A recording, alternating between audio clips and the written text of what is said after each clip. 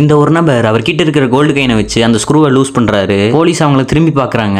அவரும் டக்குனு கீழே குமிஞ்சிடுறாரு. போலீஸ் அந்த சைட் திரும்பின உடனே அந்த நட்டை லூஸ் பண்ண ஆரம்பிக்கிறாரு. ஒரு வழியா யாருக்குமே தெரியாம அந்த நட்டை ஃபுல்லா கழட்டிடுறாரு. அந்த வண்டியில இருக்கிற ஹூக்கெல்லாம் ரிமூவ் பண்ணி விட்டுட்டு அந்த டோரை அப்படியே ஓபன் பண்ணி விட்டுறாரு. அதுக்கப்புறம் ரெண்டு பேரும் சேர்ந்து என்ன பண்றாங்கன்னா, ரன்னிங்ல இருக்கிற ட்ரக்ல இருந்து அந்த கண்டெய்னரோட கீழே விழுகிறதுக்காக அப்படியே அந்த ட்ரக்கை எட்டி வதைக்கும் போது அப்ப வண்டி போயிட்டே இருக்கும்போது ஒரு சைடா சாயிறாங்க. ஒருத்தர் மட்டும் ரொம்பவே பயப்படுறாரு. ஆனா அப்ப கூட என்ன பண்றாங்கன்னா, நல்லா ரெண்டு பேரும் சேர்ந்து ஒரே சைடா சாயிறாங்க. அந்த கண்டெய்னரும் வெளியே வந்து விழுந்துருது. அந்த இடம் சாய்வா இருக்கனால அந்த கண்டெய்னர் ஸ்லைட் ஆயிட்டே போய் ஒரு இடத்துல நின்றுது. என்னதான் அங்கிருந்து அவங்க தப்பிச்சாலும் இவங்க ரெண்டு பேரோட கையிலையும் அந்த கண்டெய்னரோட சேர்த்து அந்த ஹேண்ட் கப்பும் மாட்டிருக்கு. அதனால அவங்க ரெண்டு பேரும் வேற வழி இல்லாம 200 கிலோ எடை இருக்கிற அந்த கண்டெய்னரை தூக்கிட்டு அந்த பாலைவனத்துல இழுத்துட்டு போறாங்க. அப்படியே போயிட்டு இருக்கும்போது ஒரு இடத்துல அந்த கண்டெய்னரோட வெயிட் தாங்க முடியாம அது அவங்களை இழுத்துட்டு போய் கீழே விட்டுருது. அதுக்கப்புறம் அவங்களுக்கு உடஞ்சு போன ஒரு ஃபிளைட் கிடைக்குது. அதோட பார்ட்ஸ் எல்லாம் வச்சு காத்து போற போக்குல அங்கிருந்து ஈஸியா பறக்க ஆரம்பிக்கிறாங்க. அப்ப திடீர்னு மேல பார்த்தா நிறைய மிலிட்டரி ஹெலிகாப்டர் எல்லாம் வந்து இவங்களை ஷூட் பண்ண பாக்குறாங்க.